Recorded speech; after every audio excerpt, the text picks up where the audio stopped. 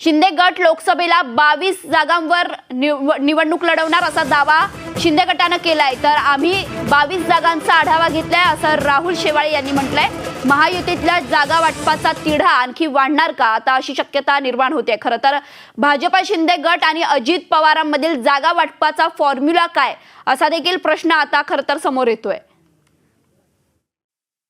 सर्व लोकसभेच्या खासदारांची बैठक आयोजित करण्यात आली होती आणि या संपूर्ण बैठकीमध्ये शिवसेनेतर्फे 2019ला ज्या लोकसभा मतदारसंघ निवडणूक लढवले होते त्या संपूर्ण मतदारसंघाचा आढावा घेण्यात आला।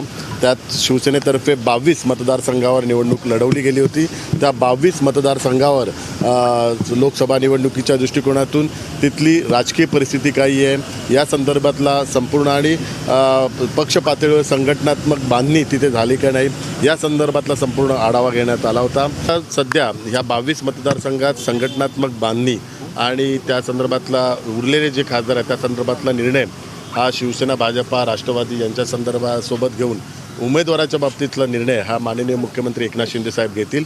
परंतु आता 13 खासदार आहेत, हे 13 खासदार हे निवडणुकीला आता सज्ज आहे। आज नवरात्रीचा दुसरा दिवस आहे, त्यामुळे आजच्या दिवसापासूनच आम्ही आता लोकसभेच्या निवडणुकीची संपूर्णतः तयारी करणार आहे।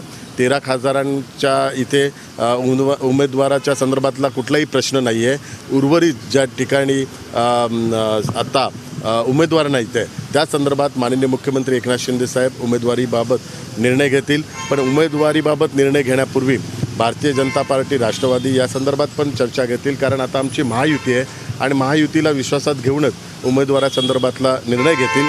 परंतु 13 खासदारच्या बाबतीत उमेदवारीचा प्रश्नच उपेक्षित होऊ शकत नाही आहे, कारण हे 13चे 13 खासदार हे आता शिवसेनेचे उमेदवार असणार। आणि याच संदर्भात बोलण्यासाठी आपल्या सोबत आमचे डेप्युटी एडिटर विलास आठवले जोडलेले आहेत। विलास सर, आता 22 जागांवर शिंदे गट दावा करतोय, नेमका अजित पवार शिंदे गट आणि भाजपचा जागा वाटपाचा फॉर्म्युला जो आहे तो कसा असणार आहे?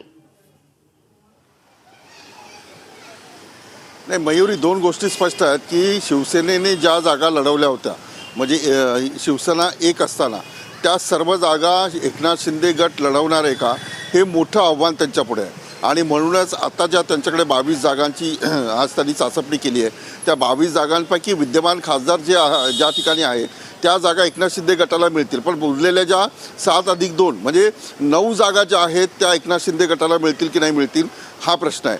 त्याचबरोबर ज्या 164 जागा शिवसेनेने विधानसभेच्या लढवल्या होत्या त्या संपूर्ण जागा मिळतील की नाही मिळतील, कारण ही 164 जागांची वाटणी झाली होती, पण त्याच्यापैकी इतर जे संलग्न पक्ष आहेत त्यांना भाजपने उमेदवारी दिली आणि शिवसेनेकडे पाठवलं होतं।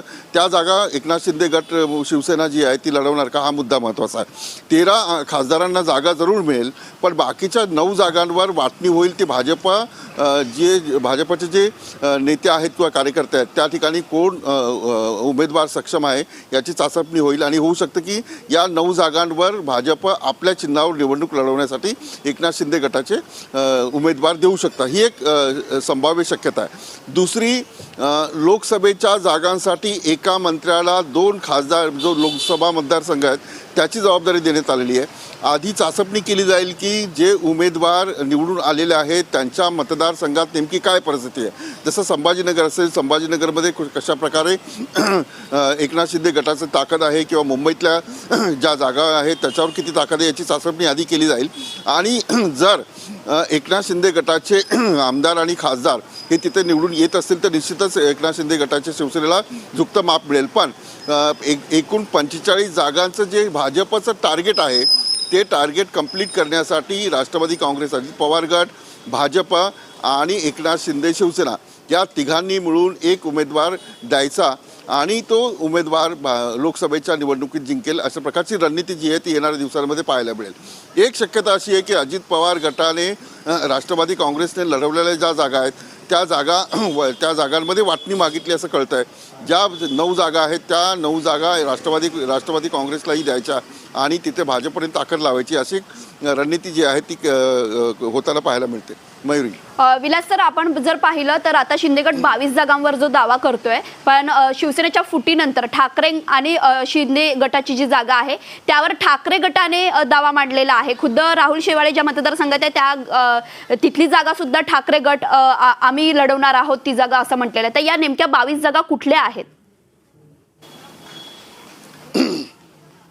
नाही, आता ह्या 22 जागा ज्या आहेत म्हणजे राहुल शेवाळे असतील, तिकडे भावना गवळे असतील, हे सगळे गजानन कीर्तीकर असतील, हे जे खासदार एकनाथ शिंदे यांच्यासोबत गेले त्या सगळ्या जागांवर म्हणजे 13 जे खासदार गेलेले आहेत त्या 13 जागांवर उद्धव ठाकरे गट आपला दावा निश्चितच करणार आहे आणि महाविकास आघाडीमध्ये ते जागा उद्धव ठाकरे गटालाच दिल्या जातील. उदाहरणार्थ असं आहे की परभणीची जी जागा आहे ती आता उद्धव ठाकरे यांच्याकडे आहे, तर जाधव जे आहेत ते शिवसेनेच्या तिकिटावर निवडून आले ते उद्धव ठाकरे यांच्यासोबत आहे. पण तिथे शिवसेनेचे ओट जर खायचे असतील किंवा शिवसेनेची मतदान कमी करायचं असेल तर भाजप ती त्या जागेवर निवडणूक लढवू शकतं. दुसरा, ज्या प्रकारे नांदेडची काही मतदारसंघ आहेत, हिंगोली आहेत, हिंगोलीमध्ये हेमंत पाटील एकनाथ शिंदे यांच्यासोबत आहेत, पण ती जागा शिवसेनेची आहे. म्हणजे उद्धव ठाकरे गट त्या जागेवर आग्रही असेल आणि तिथे शिवसेनेचा उद्धव ठाकरेंचाही उमेदवार जाईल. त्यामुळे डिवायडेशन होईल आणि एकनाथ शिंदे गटाच्या जे उमेदवार आहेत हेमंत पाटील त्यांना धोका होऊ नये म्हणून काय स्ट्रॅटेजी करता येते का किंवा ती जागा रिप्लेसमेंट करता येते का अशीही चर्चा होऊ शकते. ही प्राथमिक चर्चा आज वर्षा बंगल्यावर झाली. एकनाथ शिंदे यांनी संपूर्ण जागेचा आढावा घेतला आहे आणि प्राथमिक चर्चेत 22 जागा ज्या आहेत त्याची चाचपणी होणार आहे, आढावा घेतला जाणार आहे, मतदारसंघात किती मतदान आहे हे होणार आहे आणि त्यानंतर हे ठरवलं जाईल. जी, निश्चित. धन्यवाद विलास सर, तुम्ही दिलेल्या सविस्तर माहितीसाठी.